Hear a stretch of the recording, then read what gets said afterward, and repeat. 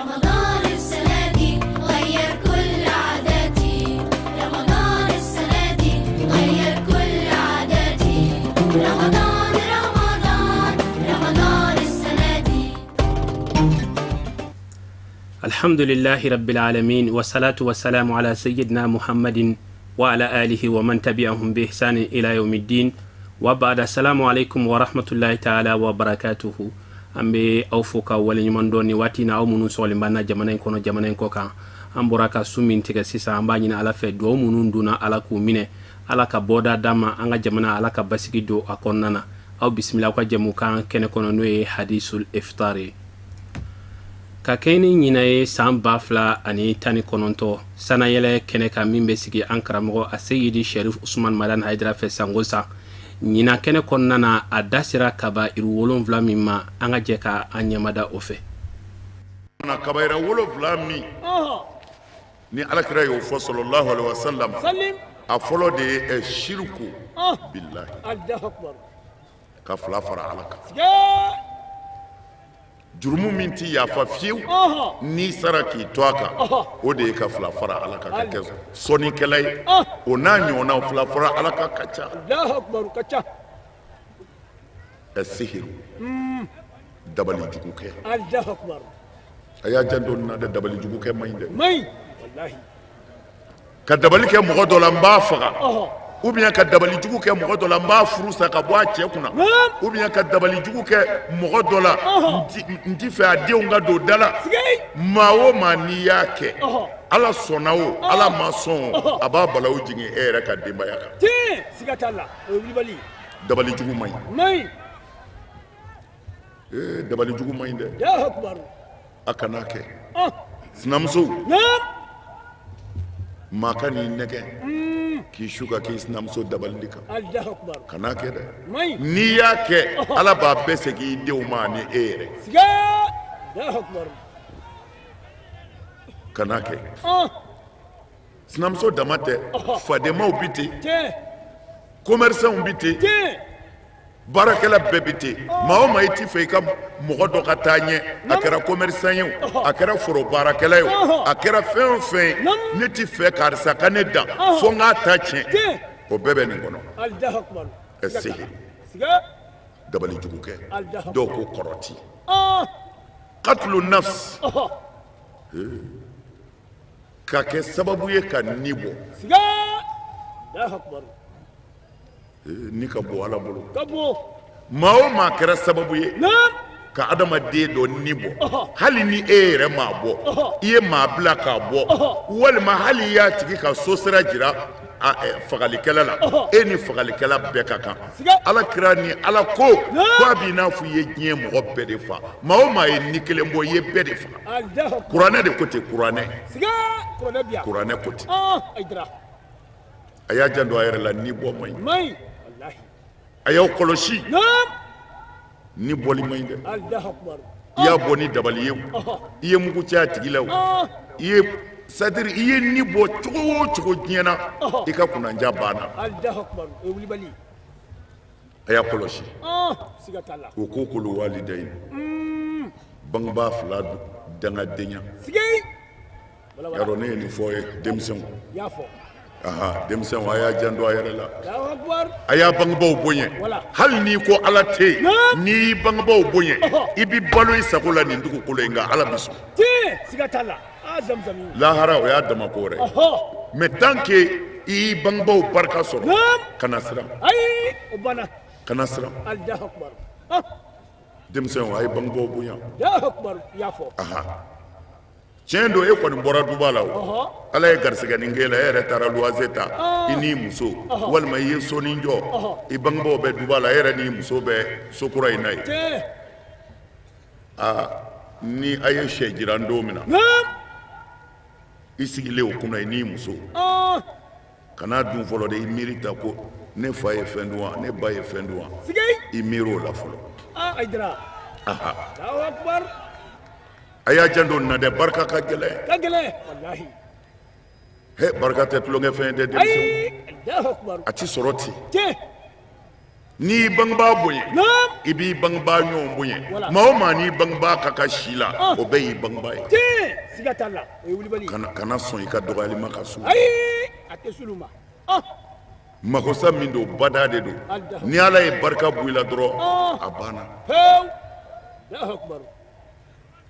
amin a y'a bangebaw bonya i y'a fɔ o kɔfɛ naam yaminul ghamus wala mɔgɔ min y'i tugu ɔhɔ ka nkalon tigɛ ɔhɔ k'a da mɔgɔ dɔ la k'a sɔrɔ a m'a kɛ a ma k'i ɲɛna k'i kale ko karisa ye nin kɛ k'a sɔrɔ a m'a kɛ o de ye yaminul ghamus ye jurumu min tɛ yafa o b'a la siga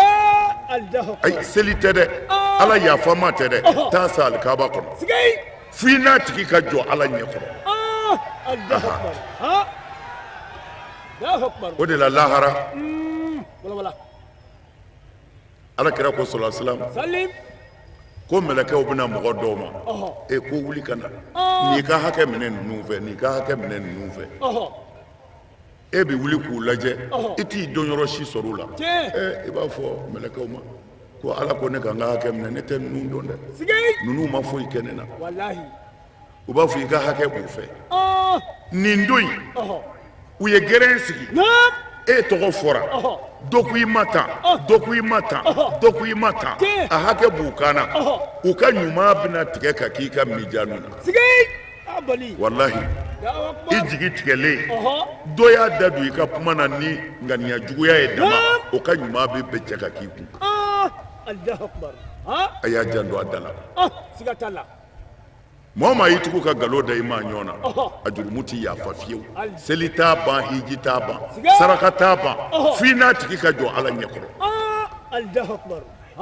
a y'a janto a yɛrɛ la inshallah mun faralen b'o kan naam zina jɛnɛya Allahu akbar y'a fɔ jɛnɛya man ɲi maɲi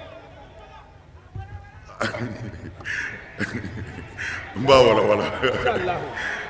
aidara zina jɛnɛya ɔhɔ an karamɔgɔ jɛnɛya jurumu bɛɛ ka jugu mɛ kira ko jɛnɛya dɔ jurumu bɛ yen o bi jɛnɛya yɛrɛ jurumu dubile fo ala ka hakɛ la siga yi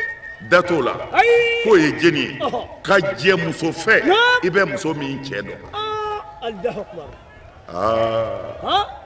o ka jugu jɛnɛya ye Allahu akbar jɛnɛya man ɲi jɛnɛya bi tanga n'a tiɲɛ siga t'a la jɛnɛya bi dugawu tiɲɛ Allahu akbar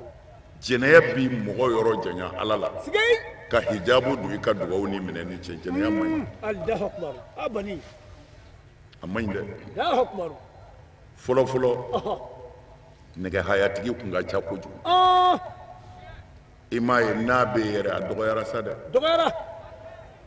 kafiriw kun b'u janto u ka kurusi jala la u ka tangananw kama Allahu akbar bamanan dɔw kun bɛ saya yɛlɛmɛ u ti ko nɔgɔ kanuni tɛ dɛ olu bolo k'u ye hijabu min k'u yɛrɛ kan ko koli b'a bɔ i la dɔw bɛ yen hali bi u tɛgɛ ti ko ni safunɛ ye k'o b'i ka hijabu bɔ i la Allahu akbar